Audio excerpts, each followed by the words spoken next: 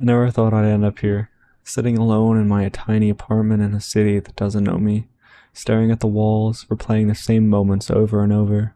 My name is Alex, 34M. I had a life I thought was stable. I had her, Emily, 32F. And for 10 years, I believed she was everything. My partner, my best friend, my family. We met in college, and it was one of those cliche instant connection situations. Everyone told us we were inseparable. We moved in together after graduation, shared a dog, had matching Spotify playlist, shared dreams about a house with a backyard, about travel, about growing old together. I loved her so completely that I never questioned it, never doubted that she felt the same. The first cracks.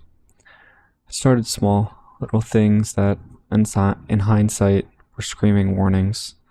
Emily became quiet late at night, strolling on her phone while pretending to read. She started canceling plans with her friends without telling me. Sometimes she'd come home, hug me lightly, and whisper, "I'm tired," but there was a weight behind it, a distance.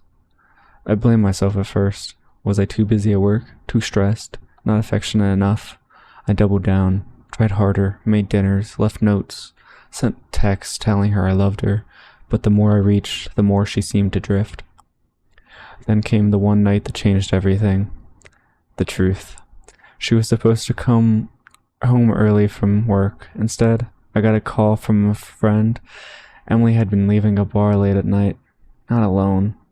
I didn't confront her immediately, try to convince myself it was nothing, but that night I stayed up, staring at her side of the bed, trying to ignore that sinking feeling in my chest.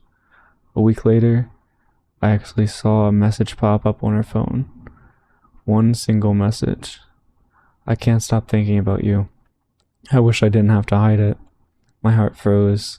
I didn't read more than that. I wanted to. I wanted to bury my head in the screen and know everything, but I was terrified of the answer. I confronted her later that night. "Emily, is there someone else?" She looked at me like I had asked the stupidest question in the world, and then she did something that broke me in half. She cried, nodded, and whispered yes. "I never wanted you to find out like this." The slow collapse. What followed was 10 months of watching her slip further and further away from me. She didn't leave immediately. She stayed, partly out of guilt, partly because she wasn't ready to break the life we built. I wanted to hate her. I tried to scream, to fight, to end it, but I couldn't. I loved her too much to let go, and I knew she loved me too, in her own way, or she wouldn't have stayed so long. But living with her while knowing she loved someone else, it was like being trapped underwater, gasping for air. Every shared laugh, every touch, every "I love you" felt hollow. I watched her text, her secret smiles, the way her eyes lit up when she wasn't looking at me. I felt like I was dying slowly. I became paranoid, obsessive. I stopped sleeping. I replayed every memory, trying to find the moment she chose him over me. I blamed myself for months. The breaking point. The final straw came one evening when I came home early from work. I was planning to surprise her with a dinner, a little "I love you" gesture. I opened the door and froze.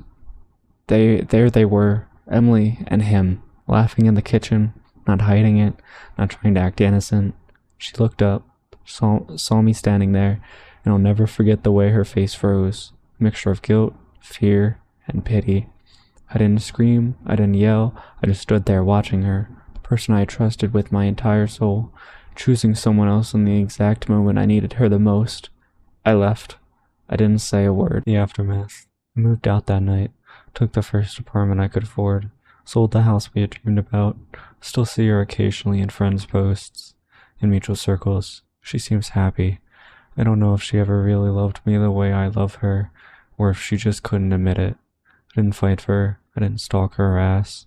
I let her go, because the truth is, I loved her enough to let her make her choice. But letting go doesn't fix the hole in your chest. The nights are long, the memory is vivid. I remember every little thing, the sound of her laugh, the way her hair smelled after a shower, the way she would hold my hand in the car when traffic was bad. Some nights I cry.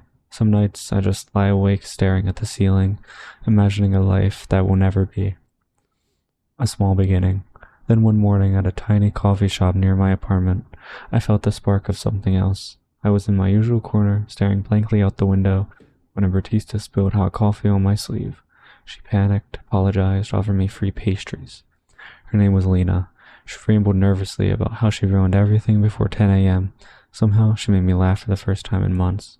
Over the next few months, Lena became a quiet constant. She didn't push, she didn't flirt, she didn't try to save me. She just saw me.